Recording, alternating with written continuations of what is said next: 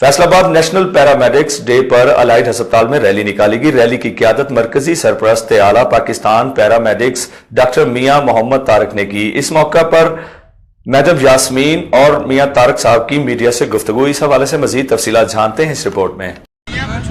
Sir, क्या कहते हैं पैरामेडिक्स डे के हवाले से आज की रैली के पैरामेडिक्स ने जो विन किया था 24/11/2011 को उनका सर्वशिक्षण बहाल हुआ था, और अब ये आज की जो रैली है ना, ये पैरामेडिक्स डे के हवाले से 16 फरवरी को होता है पैरामेडिक्स डे।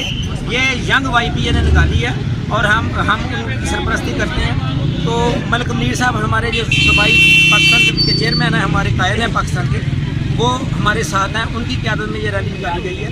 जी मैडम, कहिएगा पैरामेडिक्स डे के हवाले से आज रैली भी निकाली गई है, तो क्या मैसेज है आज के दिन के हवाले से? मैं यही कहना चाहती हूँ कि आज पैरामेडिक्स का डे है, तो हम सब नर्सिंग स्टाफ जो है सारे वो इनके साथ हैं, और हम गवर्नमेंट से मुतालबा करते हैं सामने देखिएगा कैमरे में, बात हैं तो पूरे किए जाएँ, और हम इनके साथ यकजहती कर रहे हैं आज के दिन कि इनके जो भी मुतालबात हैं सारे माने जाएँ।